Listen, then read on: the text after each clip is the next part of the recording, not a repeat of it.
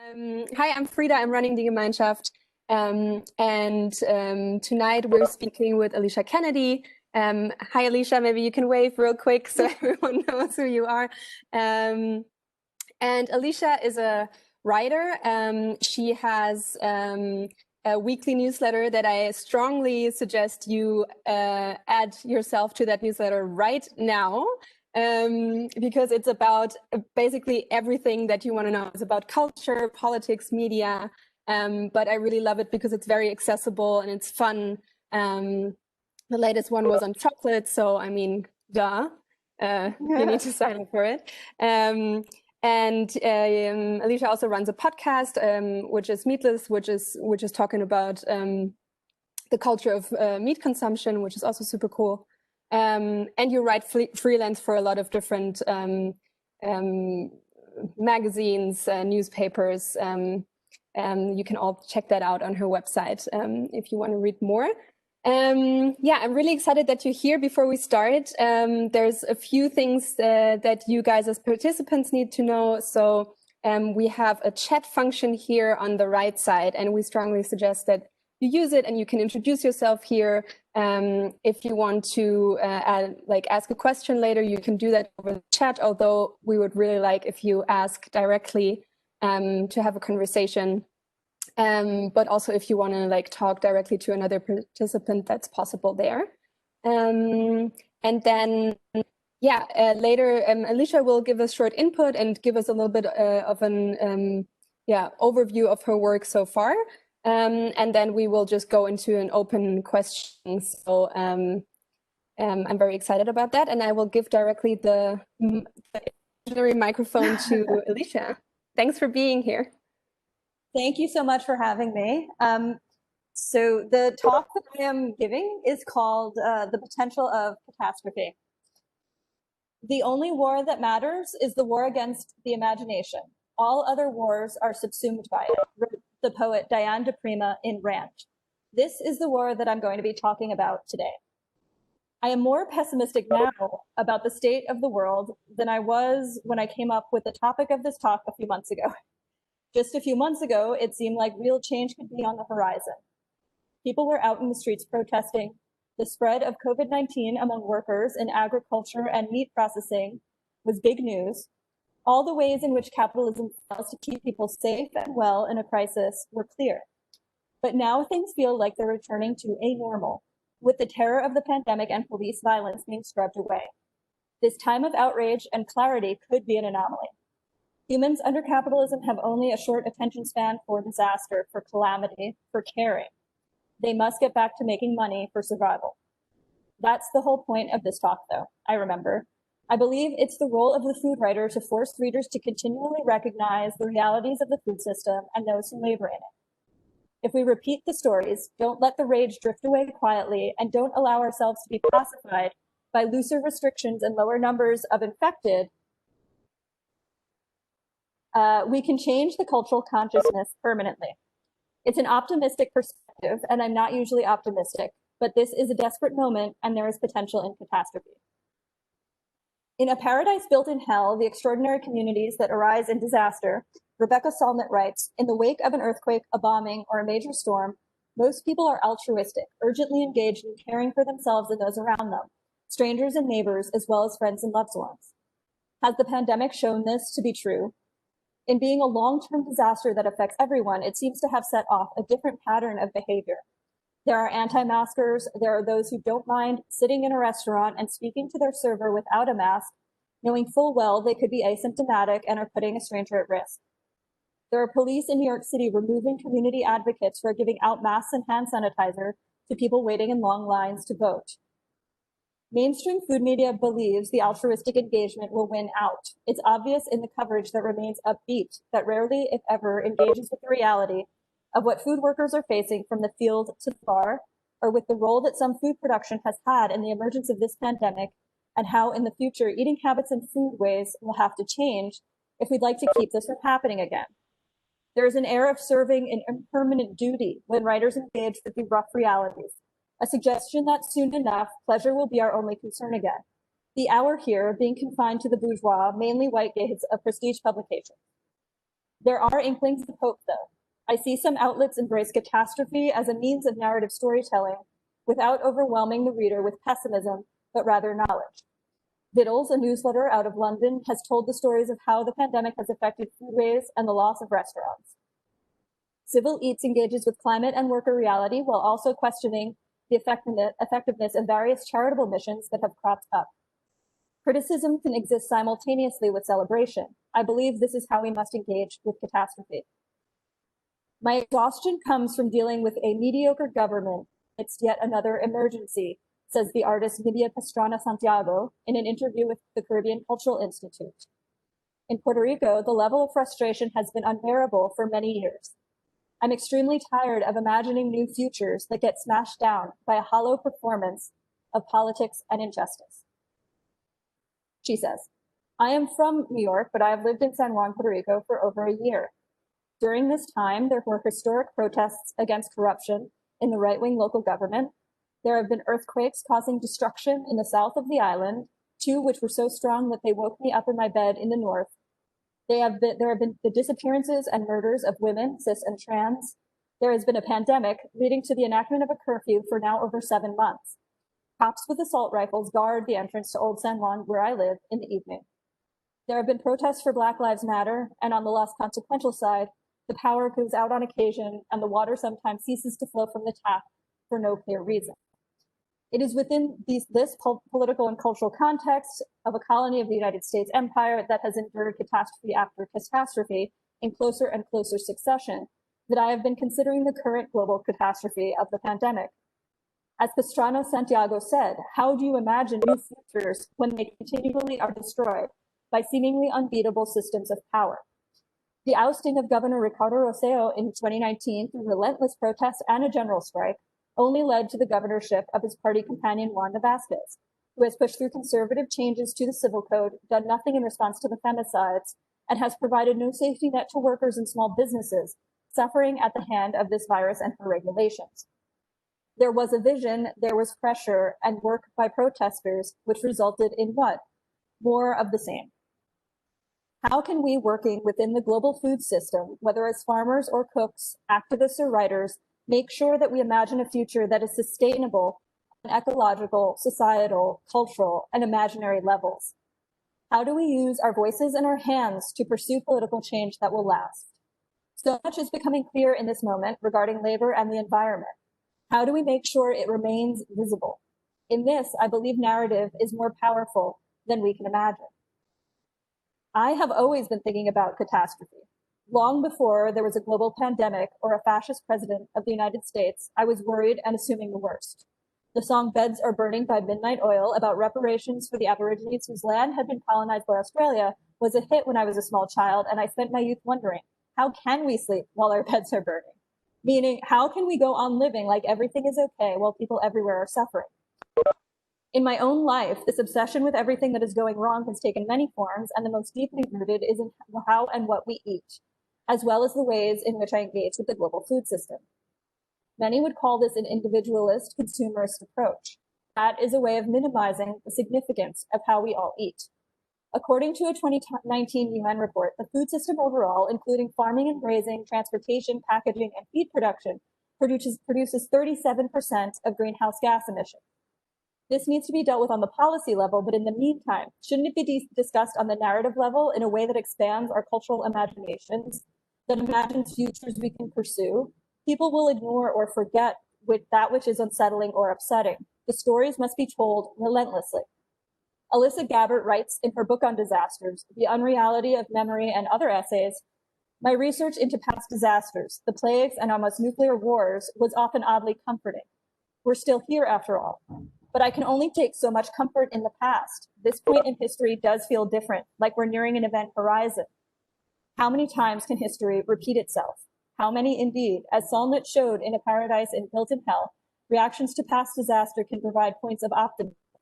But at what point do we acknowledge what Gabbert calls an event horizon? When I read Alexander Hammond's My Parents, an Introduction, This Does Not Belong to You in 2019, he wrote of the generative potential of catastrophe. If nothing bad happened, what do we have to talk about, he writes. There is no history without catastrophe. To outline a history, one had to narrate its catastrophes, and what could not be unnarrated could not be understood. A family or a world or a life without a catastrophe was incomprehensible because it was an impossible proposition. If catastrophe, according to the theory of tragedy, is the dramatic event that initiates the resolution of the plot, then its absence suggests a possibility that the tragic plot will never be resolved. A catastrophe, in other words, might be a trap, but it also allows for a narrative escape. If you were lucky enough to have survived the catastrophic plot twist, you get to tell the story. You must tell the story, he writes. I have the phrase "no history without catastrophe" tattooed on my right forearm, where it's easy for me to read every day, a reminder. When I was returning to the US from Paris last year, a woman working for their version of the TSA read it to me and said, "I prefer calm. Why would you like catastrophe?" I was recovering from food poisoning and didn't have any energy to explain it to her.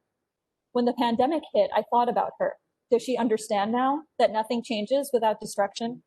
I posited the question on Twitter and Heyman himself replies, quote, "The industry of denial, optimism, and corn syrup hope will resume promptly as soon as this is over." I know he is right, but I also know that those of us with the ability to shift narratives have an obligation to remind people over and over of what has occurred. Because it's not just about climate change, it's also about labor at the processing and picking end and in restaurants. The pandemic has laid all this bare. In August, NPR covered the outbreaks of COVID-19 among farm workers, mainly Latinx migrant workers in the US. As of September, more than 200 meat plant workers had died of the virus. Service workers in restaurants and bars are now de facto enforcers of public health regulations, such as mask wearing, bearing the emotional toll of people's responses to requests to consider their safety. We must provide these fellow workers with the agency to tell their stories, to center narratives on their experiences. There is also the need to cover food that is not in restaurants or in markets, but food that is served in care homes, prisons, as Ruby Tando has written for Vittles. This requires an exchange of narrative capital. Will food media be willing to do that, though? We're still in the midst of the pandemic, and already the high-end chef profiles have been reemerging, despite the understanding of how endemic abuse is in kitchens. I worry that, as Pastrano Santiago said, the futures we've briefly imagined are already being smashed to bits. This is why it's all the more important to continue imagining, to continue pushing against state narratives, to give the storytelling capital to someone else. I first came to the phrase narrative capital in Alicia Galvez's excellent book, Eating NAFTA. She takes Noma chef Rene Redzepi to task for exorbitantly priced Tulum pop-up and tone-deaf commentary on local ingredients and cuisine. Quote, "For Redzepi, who is presumably not up to date on Mexico's centuries-old culinary, economic, social, and political battles over corn, the price and ability of maize flour and land rights, it's simply that tortillas have yet to have their story properly told. Maybe the storytelling has been wrong, and therefore also our appreciation for it. We can only wonder who they are, those who do not appreciate the sublime tortilla. Perhaps Redzepi refers to Mexicans who no longer eat as many tortillas. Or he might mean the diners willing to spend obscene amounts of money for hand-rolled pasta and potentially also corn tortillas. Redzepi and his friends have ventured into the heart of darkness, identified an underappreciated treasure and brought it back to elevate it, pay homage to it, and change its narrative. But it is not clear that his project benefits those who consider tortillas their own," end quote. The narrative of foods and cuisines is significant because they're often the only way many people will experience them. Travel is expensive, time travel is impossible. What we all have are stories and recipes. Think of Tony Tipton Martin, who rewrote the history of American gastronomy in the Jemima Code, giving primacy of place to Black cooks. It's the narrative of corporate plant-based meat that allows its stock price to jump. It's the capital provided by constant media visibility that allows the few to stand in for the many in policy decisions. Indeed, it's the machine that decides whether you're disposable, whether your cultural capital has run out. It's the understanding of sourdough as the world's only naturally leavened bread that creates a culinary hierarchy that mimics how power and privilege function on a global political and economic scale. And that's the thing, right? Allowing culinary hierarchies via narrative capital to mimic the ways power and privilege function on a global and political economic scale is why it's so important to rewrite histories, to question assumptions, to not let simplicity and the liberal obsession with representation win when we can pursue something more revolutionary, more honest. In these new narratives, which move storytelling capital toward those who have historically had the least power, to what will we give attention? Workers, first and foremost, ecological health, the policy initiatives that can truly adjust who has power and how it is wielded. In light of catastrophe, I've been obsessed with researching the ways in which people have dealt with food in times of crisis. Attention goes to what grows and what flows in these cases. Mushrooms have been cultivated in a Syrian refugee camp when the price of meat went up 650%. During the siege of Sarajevo, a local brewery helped people get clean water. We continue to suffer a pandemic. Fridges with free food and mutual aid groups have stepped in to care for their communities. In the Amazon, some are working to reforest and turn the agricultural focus away from modified soy and cattle. Latin American farmers are seed saving and sharing. In Lebanon, where the currency has been rendered useless and most of the population now lives in poverty, urban farming has provided nourishment. Solutions emerge, become obvious even, when reality and catastrophe are confronted.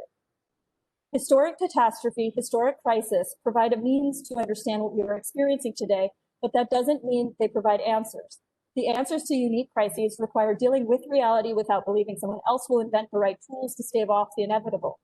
The individual composes the collective, and we must understand what solidarity really looks like, really feels like. There has been too much pushing of responsibility onto a government that doesn't exist to create the perfect regulatory system that will fight climate change to complement market initiatives. It is a fallacy and fantasy. It is neoliberalism. But with new narratives to reshape how we think of these things, how we think of solidarity, how we think of the individual, how we think of the collective, we can reimagine this. A new vision. These are visions for a world beyond the one in which we pretend we're all out here on our own, in which we ignore both history and present in favor of incremental change when there's no time for such a thing. Someone, another writer, tweeted about me last week to say that my shtick is to always blame capitalism, climate change, existing power structures, and meat consumption for all ills. That's true, and I will continue to beat those drums. They are the problems. They are our catastrophes. I'm prepared to narrate them and to shift the gaze toward them, because there is potential in catastrophe. Okay.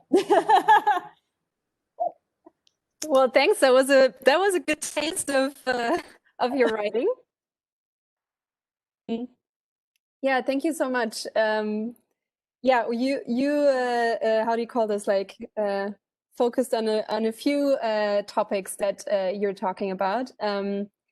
I want to open the floor for everyone to engage into this conversation. And I want to say, like, all to the participants, this talk can go in whatever direction you want it to, and what topic you think is maybe most important.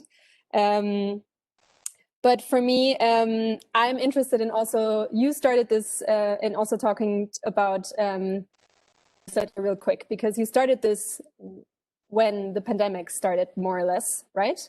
And what is the feedback that you got from the readers? Because honestly, I have to say, when for me the pandemic hit, like negative narratives or like shocking narratives everywhere you went on media, there were like, you know, more shocking facts. So I was wondering, like, if there's, what was the feedback from the readers? Was it a good feedback, or were they more like, oh, I rather want my fluffy, I don't know, waffle recipe from you? And like, you know what I mean? Like, is there more, what is the feeling and the feedback from people? Well, at the end of February, I believe it was, I published a piece at the New Republic that they titled "When Meatless Mondays Aren't Enough." And so this was me kind of having my full kind of breakdown about how mainstream food media covers important issues, or how it doesn't, rather, in terms of like completely ignoring the effects of different food choices or food ways on the environment and climate change, and also of like avoiding talking about labor at all, whether in restaurants or at the agricultural level. And so that was my first foray, I guess, into cultural criticism or media criticism about food media. And I started my newsletter sort of when that came out, but I wasn't intending to cover food media or really cover food at all. I was going to just have like a personal newsletter. But when I started writing it, it seemed this is what people were responding to. They were responding to me writing about all the things in food from a cultural critical perspective, rather than like here's a nice thing to eat, here's what this is a chef and chef is cooking this. Because in the beginning of the pandemic, I was reporting a lot on how restaurant closures were affecting service workers. And so that was also really lit a fire for me about how much injustice was happening and how important it was to really cover it deeply and cover it extensively and cover it relentlessly. So, I mean, basically, I think people know my deal is that this is what I care about. You know, my shtick is that capitalism is bad and we have to care about climate change. And so I think, but people have responded well to it because it's what they expect from me, I suppose. But yeah, the response has been pretty overwhelmingly positive to it. And people, you know, I don't think, if people want fluffy stuff about food, they can find it for sure. So it's not, I'm not taking up space from anyone. I think I'm just kind of creating, hopefully, new space for people to talk about these issues more honestly. And yeah, and so it's been very, very positive, and I've been actually very shocked by that, how much people want, I don't know, someone to talk about food in a way that like talks about how we need food, how we enjoy food, and also like how food touches all these other aspects of life and of culture. Yeah, for sure. Can you just give a short overview? Because I think we're all, I think Blanca was just here, who's also a writer, but can you explain how food media so far generally works? Like what we're reading online on, I don't know, what are the biggest magazines like Bon Appetit or like some German equivalents? Like how does this normally work? Well, I mean, in the US, we do seem to be, from what I'm told by people in other places in the world, the US is a little bit ahead of the rest of the world in terms of talking about food from a very like kind of holistic political identity, like economic perspective, even though most mainstream food media like Food and Wine, Bon Appetit, the New York Times food section, like other major newspapers, things are changing, and they're changing in very different and very specific places. But for the most part, food media is about the eating and not about the growing and not about the business and not about the economics or the politics of it. You'll find anything about the business or the politics or the economics of food in another section of the newspaper, or not in the food section, because food is understood as a lifestyle subject and not a political or economic subject. So while we have this kind of refrain lately, like food is political, people aren't engaging with that on the level of policy necessarily. They're engaging with it on the level of sort of representation in terms of gender or racial or ethnic identity. They're dealing with it in terms of, you know, a very, in the United States at least, like a very kind of non-critical call to vote or to, they don't tell you who to vote for, despite the clarity we right now have in the United States. But they tell you, you know, vote, or like, I don't know, like it's just a very banal and very surface level conversation in my perspective. And so I've had more luck covering food from that angle for more general political magazines than, you know, like this year was the year of me kind of leaving food media and moving to political magazines, because it's very difficult to talk about, even right now, even when you're in such a situation where it's so clear how like industrial meat processing in the United States has been terrible for labor and also terrible for the workers. It's very difficult to like have that conversation in a food publication, and really talk about the reality of that, of how, you know, over 200, you know, meat plant workers have died of the virus. And why is that? And why is that? Why did, you know, President Trump make it an essential business very early on? So one hopes that it will change. And there has been a little bit more discussion of labor in restaurants now because of the pandemic, and also because a lot of restaurant workers from restaurants that have been widely and extensively praised and, you know, awarded have started to come forward on social media to talk about how the conditions were not ideal and were not in accordance with how much these places were celebrated in the media.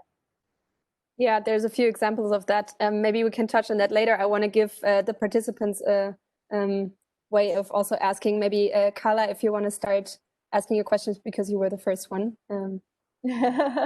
Sure. Hi again.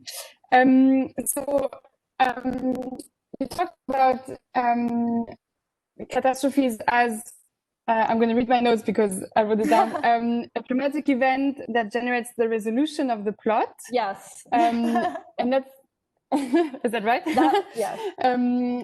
And that's a kind of very constructive way of talking about the crisis, because I also encountered many times kind of the opposite view, or like a different argument that said that after a crisis, people tend to catch up on their consumption and things escalate even more. And I've been thinking about this question like since the beginning of the pandemic, basically, and now I've moved on a bit, and I'm now realizing there's not only one kind of crisis, and this kind of depends on the type of crisis and the type of context. But so my question would be, what do you think? Which conditions must be met for this to be kind of a productive crisis, as opposed to one, which is just an accelerator kind of. Right. I mean, and I talked about that in how I'm very pessimistic, because now, like, I'm waffling between optimism and pessimism, and because here in Puerto Rico, like, we've had so many catastrophes over centuries, but also in the last few years, since a hurricane in 2017 that really decimated the island, and then a lack of aid from the United States, which is Puerto Rico is a colony of the United States. And so, and then there's been earthquakes, there's been, corrupt government, there's been femicides as a total epidemic in tandem with the pandemic. And so it's like, how can you be hopeful that anything will actually change when every time we think that maybe we're over the hump of constant crisis, like there is a new crisis. And so my hope in terms of imagining the future is very much based in how we can change how we think, how we can change cultural conditions in order to make real change to material conditions. So I think that if we can come to a place where culturally we're thinking about labor before we're thinking about profits, if we can come to a place where we're thinking about the ecology and the health of the planet before we're thinking about cheap food, before, if we can change our priorities. And I think that we can I have to think this because I'm a writer, so I have to think that writing has some power to change people's priorities around how they interact with all aspects of the food system. And so for me, it has to be a shift in those cultural priorities around the food system. And then we can, push material changes, to regulate industries, to end, speaking in the United States specifically, to end subsidies for genetically modified soy, for genetically modified corn, for, factory farming. Like, if we can create a culture where we prioritize things differently so that we can make those shifts in policy and material conditions a reality, I think that's what gives me hope at the moment. I think that's what is possible through narrative and through storytelling. And at least, I don't know, but again, like, it would seem, and I'm sorry that my context is extremely, extremely the United States, but in terms of like, I think we know now that we need like national health care, but it's about like really getting people to make that a priority. And I think that we could make that happen if we sort of had, journalists in the media on the side of that, instead of in the United States very much like, oh, I don't know what the right idea could possibly be, when people are on GoFundMe trying to fund their recovery from like an illness, So I very much think that writers and media has a really, really significant role to play in telling stories that can change minds and thus lead to changes in material conditions. That's what I hope. Richard has another question. Hi, thank Hi. you for your very interesting talk that you had. I'm a very fan of yours and I read your newsletter, Oh. so it's really nice to see you in person. I was wondering, so I want to talk about an alliance for change and reflect a little bit about COVID, but maybe I give some context before I raise my question.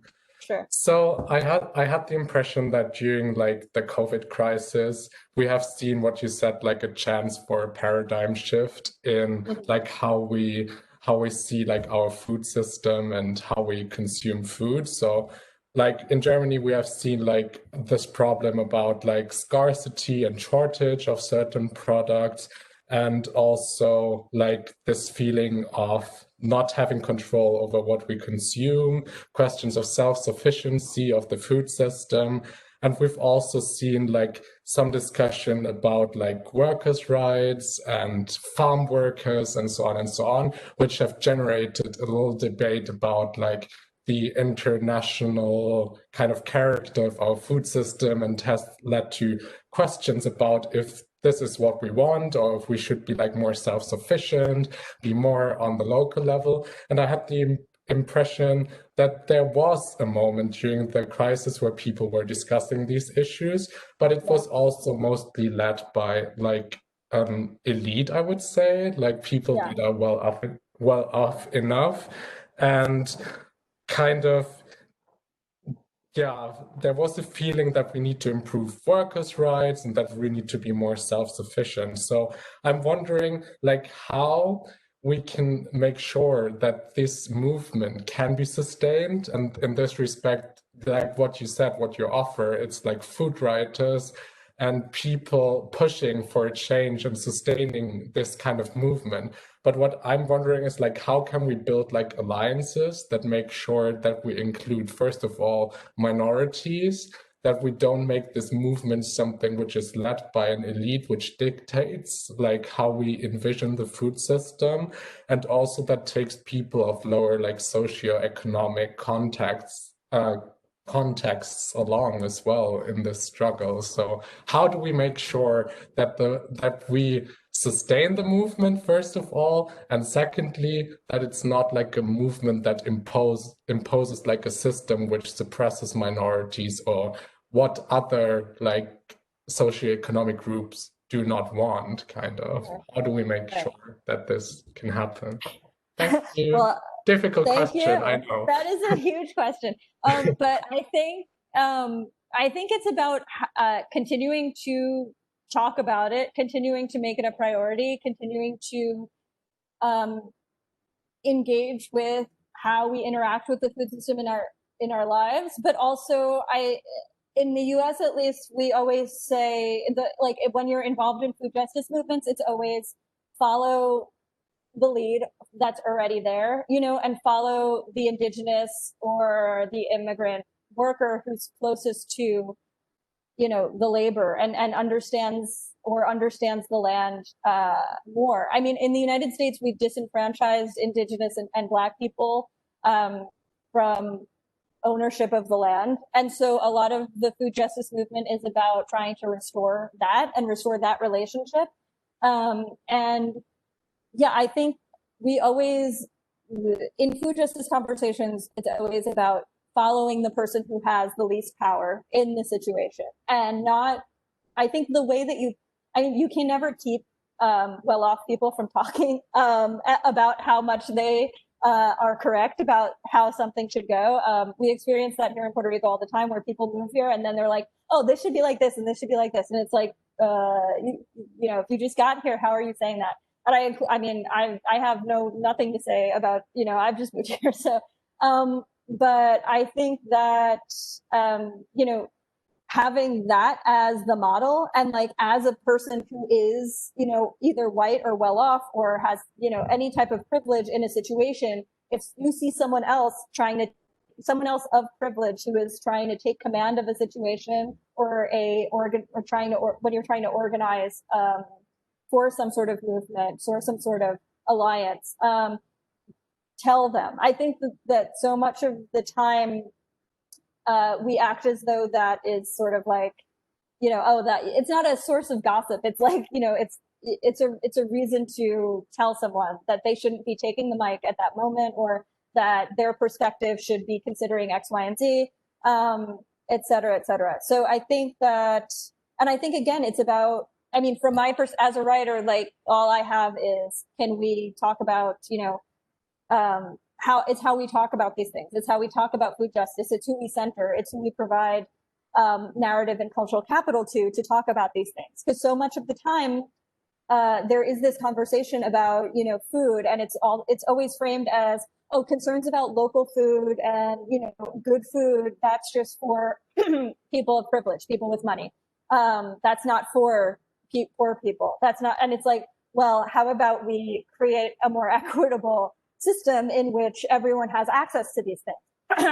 There's the term food apartheid, where there are places that are systematically kept from access to fresh food and from the economic means in order to prepare their own fresh food. And so, it's about making those things the most important story. I think in food, because food media is what I talk about, but in food media, there's this focus on the restaurant. There's this focus on, the chef. There's a focus on the end product at the plate. And I think that the only way to change the story, to change the narrative, to make it so that when we are creating these political or cultural alliances around what we want the food system to be, we make sure we're centering, the people who are in the field, the people who have the least access in their geography to fresh food, and make it about them and not about, Dan Barber or like, a chef,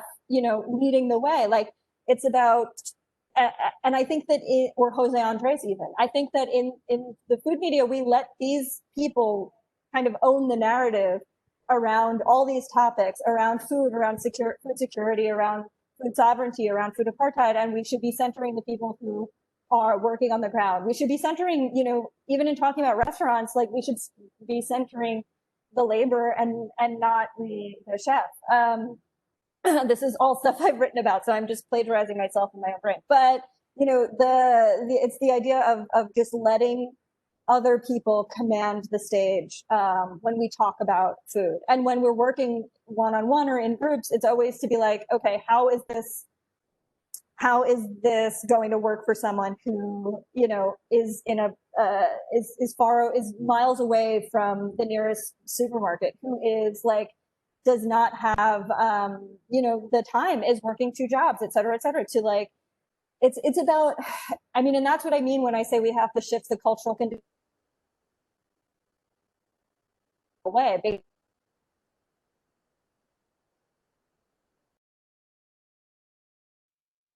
We were told this might happen. Alicia, can you turn off your video? You were gone for a second, and just repeat the last 2 sentences. Yeah. Sure. So I don't know what my last 2 sentences, but yeah, it's about if we can, give the story to the people who are suffering the most under the current economic conditions or, geographical conditions, whatever it may be. I think that is the most important thing. And yeah, when you're in a situation where you're trying to work within food justice, it's about decentering the bourgeois white perspective, depending on where you are, and following the lead of the people who are closest to the work, really.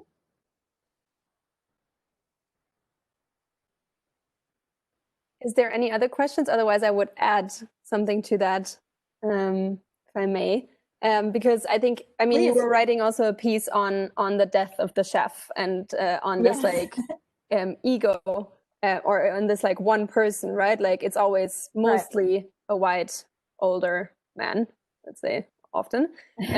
But like I'm wondering, because it's always, every time I'm in touch with a chef that has this media attention, there's always like yeah, I want to share, or like in the best case scenario, there's always like, yeah, I want to share my my stage, and I want to give other people the attention too. And like even the best purpose, there's always this fear of losing the power. And how, in your view, would a communal restaurant look like, or a communal food system where the narratives and the resources are exchanged and the capital is also divided differently? And why does that not mean that you're losing something as one person, but like why, or do you think that there is also benefit for everyone in there? I mean, I think what you're describing is socialism.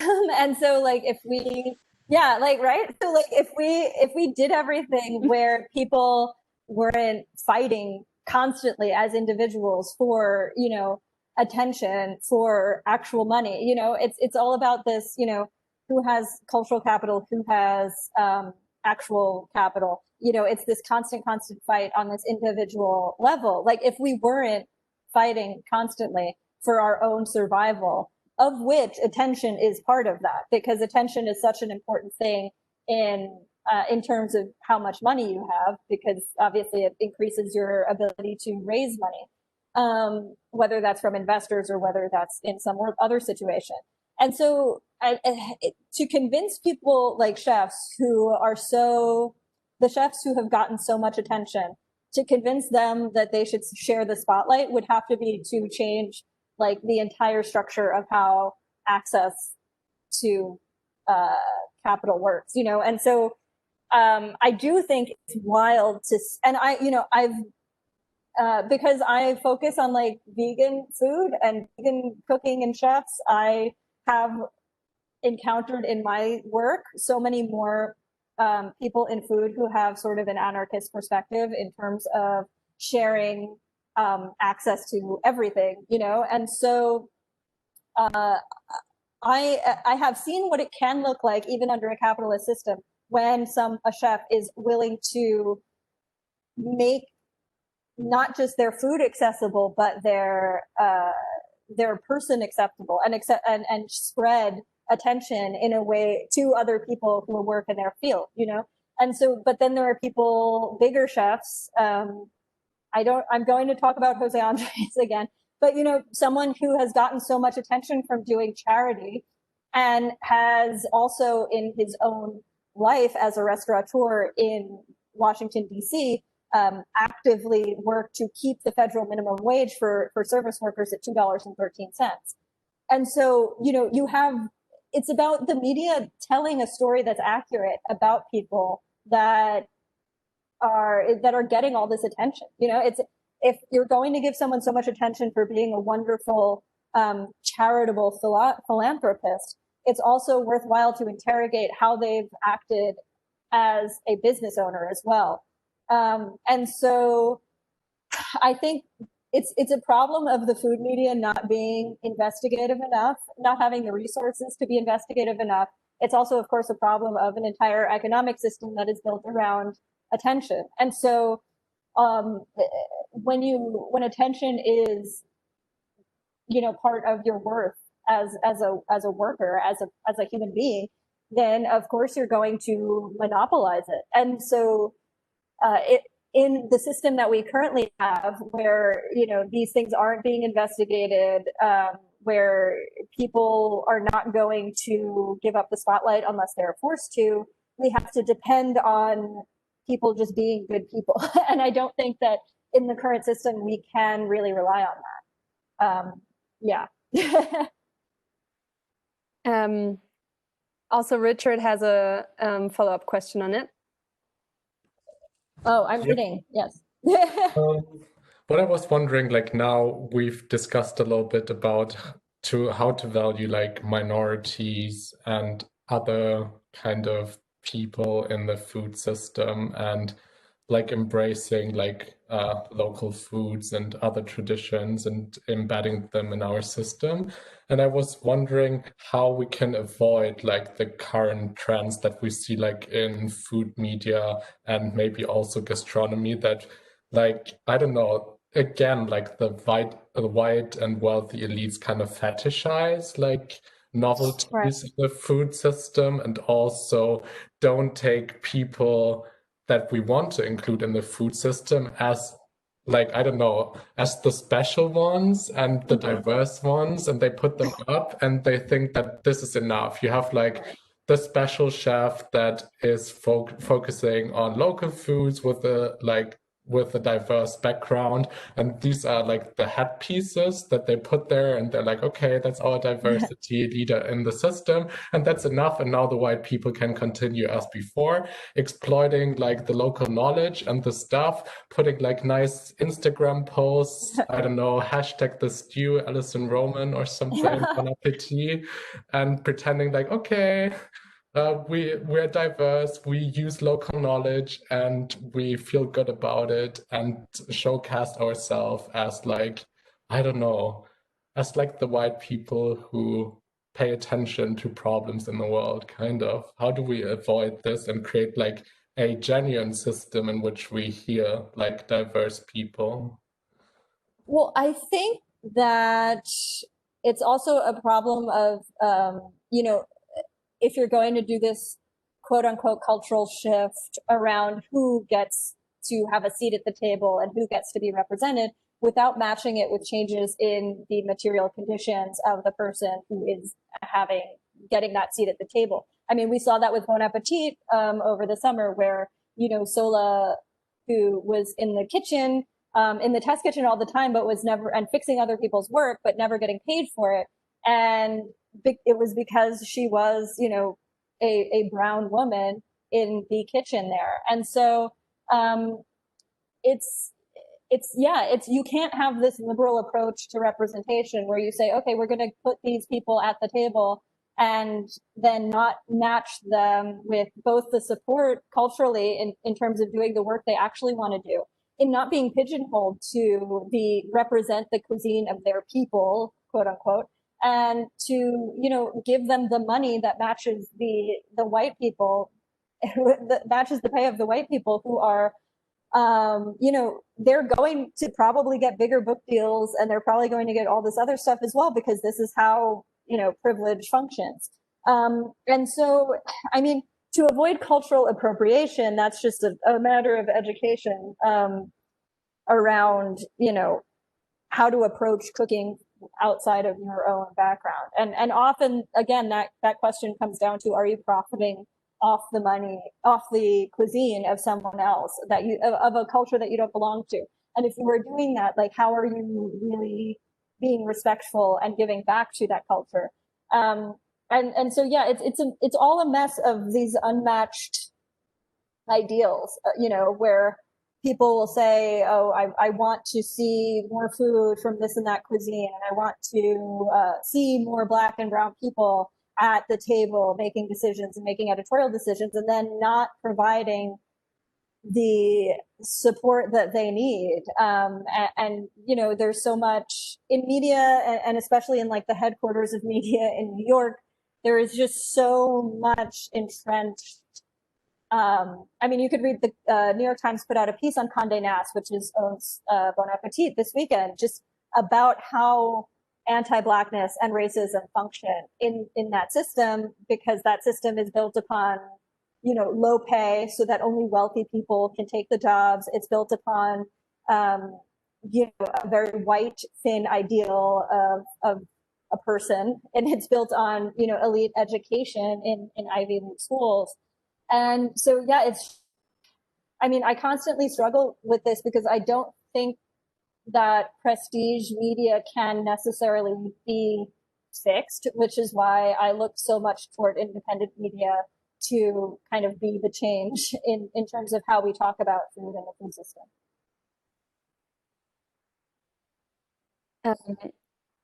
Maybe, Alicia, you can try for the last 15 minutes your video again, so we can maybe it works again. Okay, let's see if it works. I also want to touch being disconnected with everything, but like, can you talk also a little bit about the piece that you did on the award systems? Because I think for me that was also recently a thing that I started to think about, and when I'm talking about, you know, young chefs and like the validation for, not just the head chef, but also all the other positions in the kitchen. And, you know, like we face a really shortage of good people that are working in kitchens. And I was thinking to myself, like, yeah, because also if I see the only thing that young chefs in kitchens are working towards to now are award systems, and it's kind of like it's like the carrot in front of the bean, right? Like there's only just a handful of people that reach that, and then you constantly the rest of your life you follow that, and in the worst case, it's even so important that, I mean, some people lost their lives because of it. So maybe you can share a little bit about your perspective on the award systems and maybe why they're outdated and what the alternative is. Right, yeah. I mean, again, the alternative is always like such a radical idea. And so, but I think that I wrote about awards, and specifically the James Beard Awards, in a very like kind of bombastic and radical way to just kind of make this case that awards tend to mimic the same systems that award people in, you know, broadly in capitalism. You know, everyone is privileged by whiteness, by maleness, by, you know, money, by class, and then also, you know, even by thinness, by, you know, how photogenic you are. Like there's so many things that go into what gets rewarded, both like in the world and also in the award systems. There's so many parallels there. And so I'm saying, trying to make the case that you can't fix a system that is based on the same ideals of the broken system outside the awards. And so, and I think that the James Beard Awards is really, they've made a very like, you know, tried to reform how things are done. They've waived the cost of journalism entries for the first time applicants, but after that, it still costs over $100 for every application. The restaurant award system still privileges people who have cooked at the James Beard House, which people have to do at their own expense.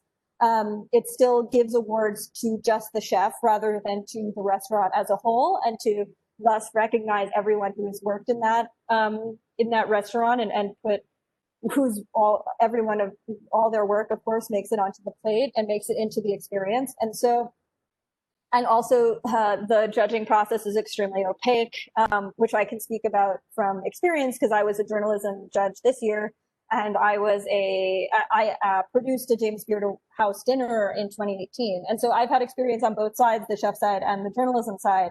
And it's just the fact that when I did this James Beard dinner in 2018, then 3 of the 4 chefs who were involved were eventually semifinalists for James Beard Awards after, and prior had gotten no attention from the foundation. And then when I was a journalism judge, it is uncompensated labor, despite the fact that people are paying over $100 each to submit. Judges are totally overwhelmed by things to read for being uncompensated. I was supposed to read, I think, 30 long form pieces and judge them all on, judge them on a scale of 1 to 10 in various categories. And then, there are some people who get bombarded. They have to read 6 books to judge them. So, and they're not being compensated. And so, and then also how people become journalism judges is completely opaque. It's like one person decides the work that you get on the committee. And for the restaurant awards, similarly, it's very people who are not necessarily connected to that locality, who don't necessarily have the budget within their jobs to fly all over and eat everywhere. So it, by design, privileges the places that have gotten the most media attention. And the places that get the most media attention are the places that have the biggest publicists. So it's just this big, terrible monster that keeps feeding on itself. And so they canceled the chef awards this year because no Black chefs won, and they thought that would look bad. And so I think that this is really indicative of the problem with that award in particular, is that it is so much about optics. They would rather keep those awards from the chefs who won than really engage with the crisis of their own whiteness and really engage with that publicly. And I think that that's a cop-out for them. And so obviously those are the most prestigious awards in the United States for chefs. There's also Food and Wine Best New Chef, which is also prestigious, but again, depends upon media attention. It depends upon, recommendations from people who live in that city. And if you're stacking the whole media system with people who have gone to elite schools, who are middle or upper class, who are generally, very rarely Black, sometimes people of color. Now finally women are getting these sorts of jobs, but before that it was all men. So you're stacking it with these people who are going to also get recommendations from their circle, which is going to be similar people. And so it's just a very rigged system. And I assume that this is how it manages to work in most scenarios, because these are very outdated. They're like the Escoffier brigade system. They just mirror how people function in reality, which is, as we've said before, like a very competitive game of who has the most money, And so, yeah, that was my awards take. I just want to, are there any more questions? Then please ask them, unmute and just jump right in. Otherwise, in mind of your time also, I want to just know, going back also to media, like, do you really feel like there is, because you changed yourself also with the newsletter that is also supporting you financially, so you can sign up for the newsletter and support Alicia's work actually by signing up and subscribe to that newsletter. So there's now alternative ways of really supporting independent writing as well, right? And I think that's not just in food, actually.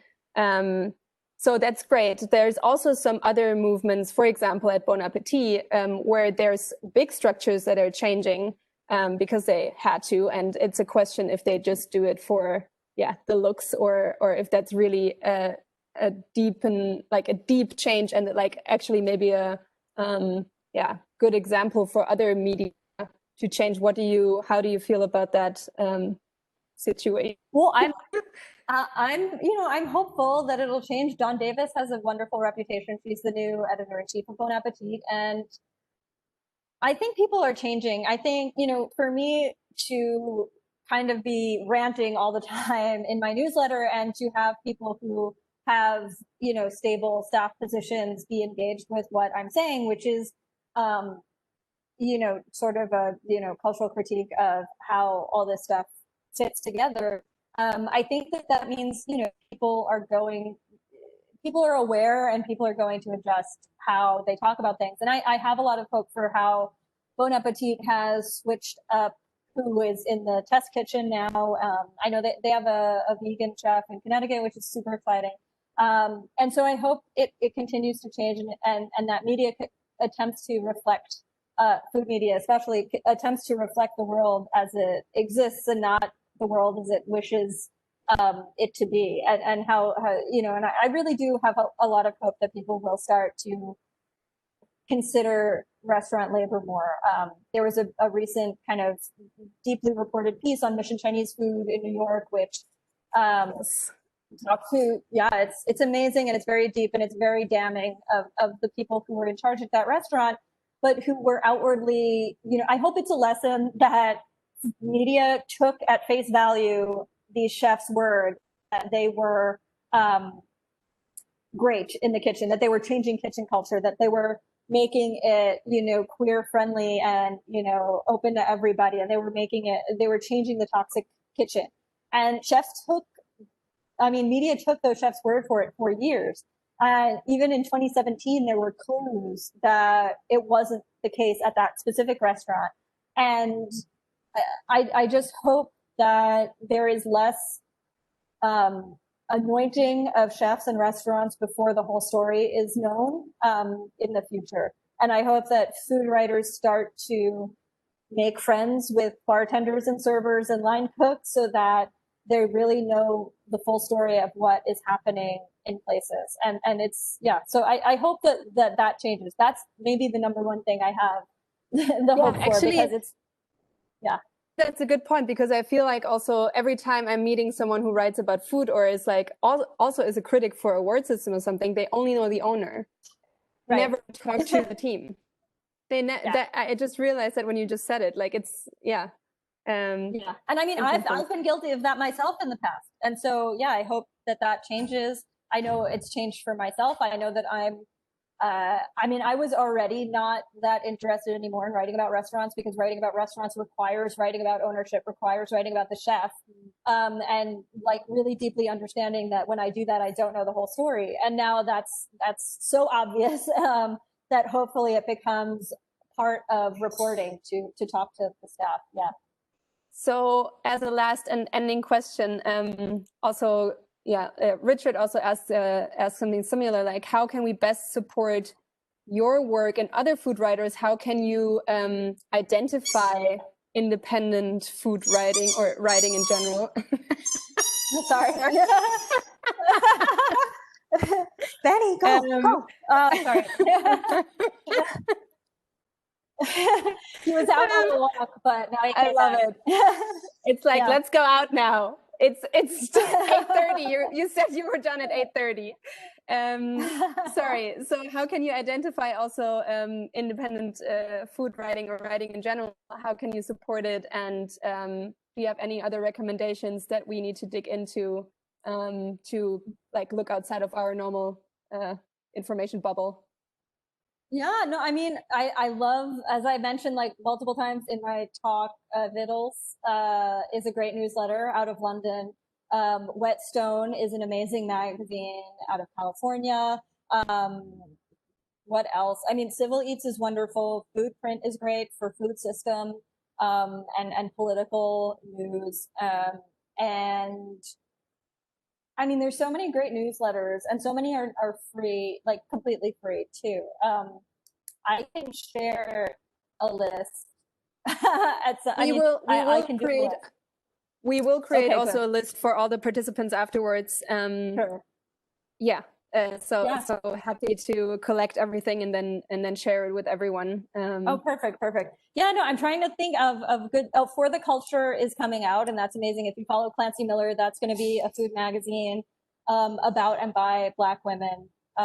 And yeah, no, lots of changes are happening, and they're mostly happening outside of the prestige media. And when you say like all of them are for free, how can you actually support? Oh, well, I think Vittles, most of their content is free, but they have a Patreon and they have a subscription option on Substack. Whetstone, you can subscribe. For the Culture, you can subscribe. And yeah, I think that's pretty significant. I think on the food justice side, if you want to follow Davida Davison, she works out of Detroit at Food Lab, and she is just the absolute most brilliant mind on food justice. And Bryant Terry, of course, his work. He's in California. Yeah, there's just so much great stuff. I think everyone I talk to in my newsletter interviews, that's who is the best. Yeah. Perfect. Yeah. Yeah, thank you so much. So as I said, like we will share all resources and strongly suggest your newsletter for sure. And I hope. Thank you so much. Yeah, always very happy to have that in my inbox for sure. And thank you. Yeah, great. And thank you for your work. Thank you for the time that you set aside for us today, even though we had a little mix up with our winter timing. Jesus. Oh, it's okay. Yeah, and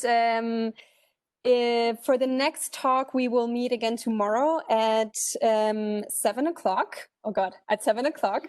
7:30, wow, 7:30, to talk about regenerative agriculture in practice with one of our own members, Benedikt Bösel, and Richard Perkins, who's running a farm in Sweden and who's already doing also a lot of education via his YouTube channel yeah, educating and sharing knowledge basically on that topic. So that will be really interesting. We will also see part of his farm. And so that's really cool. So I'm hoping to see you guys there tomorrow. Again, thank you so much for taking the time, everyone else, also from the participants. If you have more questions, we have a little Slack channel ourselves where you can exchange and continue the conversation there. I think Carla can post the sign up link here. Otherwise, just check our website. You can find it there as well. It's called Stammtisch. Sorry for the German name, but it's called Stammtisch.